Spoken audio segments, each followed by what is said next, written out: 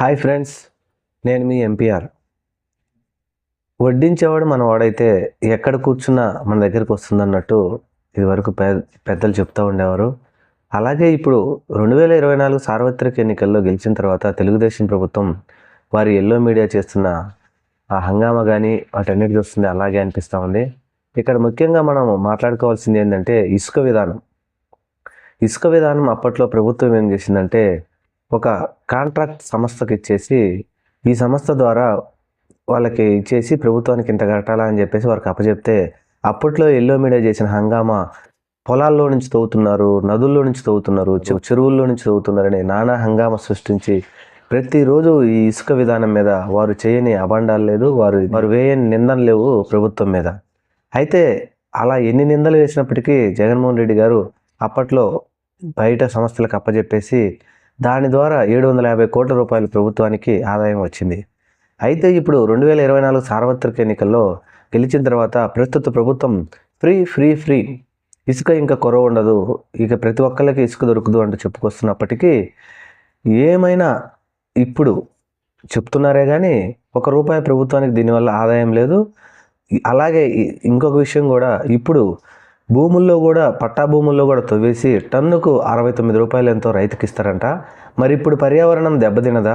మరి ఇప్పుడు దీనివల్ల ఇబ్బంది ఉండదా? చెరువులు, నదులు, కుంటలు ఎక్కడ భూగర్భ జలాలు ఎక్కడ కావాలంటే అక్కడైనా తవ్వుకోవచ్చు, దీన్ని చట్టం చేస్తామని చెప్పేసి ఇసుక కొరత ఉండదు అని చెప్పేసి వారి పేపర్లలో వారి టీవీలలో రాస్తుంటే మరి ఇప్పుడు ప్రభుత్వం వెళ్ళి డైరెక్ట్గా వెళ్ళి తవ్వామని ఇస్తుందా? ఇప్పుడు కూడా వీరు వేరే సంస్థలకు ఇవ్వాలి కదా.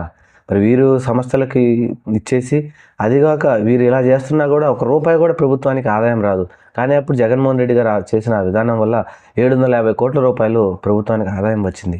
మరి అంత ఆదాయం వచ్చినప్పటికీ గగ్గోలు పెట్టి ఈ మీడియా అంతా ఇట్లా చేస్తున్నారు, ప్రభుత్వం ఈ విధంగా చేస్తూ ఉంది, ఇసుకను దోచుకుంటా ఉంది, ఆ నాయకులందరూ వైఎస్ఆర్సీపీ పార్టీ నాయకులందరూ దోచుకుంటున్నారని నానా అభండాలు వేశారు. మరి ఇప్పుడేమో కూర్చొని జగన్మోహన్ రెడ్డి గారు ఇసుక ర్యాంపులు కుప్పలేస్తే ఆ కుప్పలు అక్కడ టీడీపీ నాయకులు కూర్చొని అమ్ముకున్నప్పటికీ ఇప్పుడు మాత్రం అది మంచిదే. ఇప్పుడు కదా పేపర్లు ఉంటే మనం ఏది చెప్పినా ప్రజలు నమ్ముతారు అనే విధంగా ఈ విధంగా ఉంది. జగన్మోహన్ రెడ్డి గారు కూడా ఇది ఒకసారి గమనించాలా.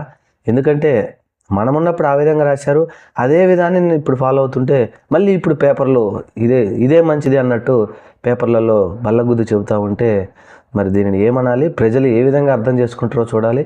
ఇలాంటి ఇసుక విధానం తీసుకొచ్చి దీనివల్ల ప్రభుత్వానికి ₹1 ఆదాయం లేనప్పటికీ ఏదో పట్టా భూములలో తవ్వుకోవచ్చు, చెరువులలో తవ్వుకోవచ్చు, కుంటలలో తవ్వుకోవచ్చు, నదులలో తవ్వుకోవచ్చు, దీన్ని మేము చట్టరీత్యా చేస్తాం, ఇసుక కొరత ఉండదని ప్రభుత్వం చెప్పడం మాత్రం హాస్యాస్పదం.